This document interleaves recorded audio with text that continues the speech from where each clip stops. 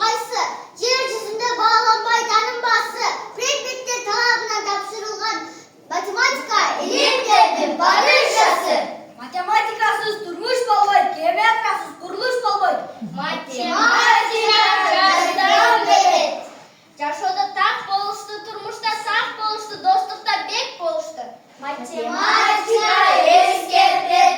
Адамдын руханий байлыгы да, материалдын байлыгы да математикадан түздөн тыс байланышы бар. Gözden bilgen adam matematikаны да билет. Matematika eskертет. Адамдын канча жыл сүргөнүн, ааламда канча жыл өткөнүн, жер бети нечелерди эскертет, кылымда канча жыл жүргөнүн. Математика бул кагаздагы сан эмес, бул жашоо. Дыйкандын түшүнүгү мол болгонго, малчылар эсепке сак болгонго, айдоочу милициясы жана дагы соодагер калп айтпастан так болгонго. Өмүр өтүп баратканы, кечирип таң атканы. Barılaşıp gelişkendi, soğudalaşıp çetişkendi. Kelgili bazar, matematikadan bilgilerinizi takip görelim.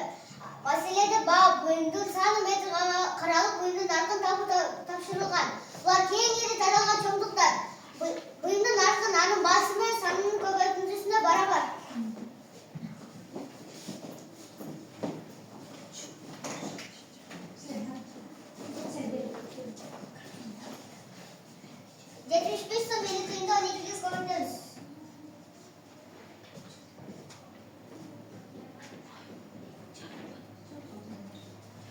Ekranды кичинертелеби Эме окубай калыптыр маселе. Masalan ekranды кичинертиң бир аз.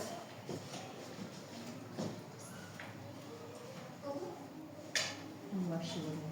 Анда өтө кичине болуп калды.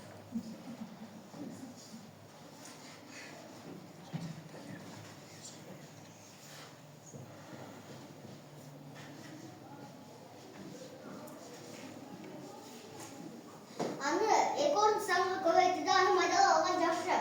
7550'de 12 kuvvetimiz.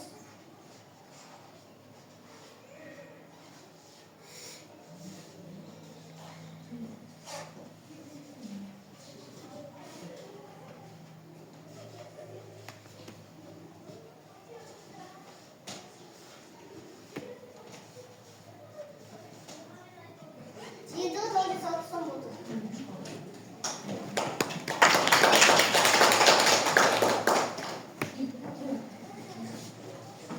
Aslında öz kutun hayatı 8 cm ekendiliğin kırıklığı tünelerden жүргүзүп. Andıktan 4 cm boğan kvadratın ayağını tağa balabız. Anne ikiye bölüp balabız. Oşunda öz kutun hayatı 8 cm ekendiliği çıktı. 3986 saniye. Kıçamaya işletlerin. Radar koşulcuların gösterdirin. Mesela 3000 koşulgan, 900 koşulgan, 60 koşulgan 80. İkincisi 3000 dik, 900'lük, 6 birdik, 6 birdik. 3986 sonunda kaça kasper var da oluyorsunuzlar? Elbette 2 kasper. 3 minikler kas, 986 birdikler kası. Tegerekten kızılgan boyalgın bölümü kança bölüş bulur dep ойлойсуңар? Kızıl жана көк birigip kança bölük bulur? Ал көк 8'den 5 bölügü kança bölük bulur?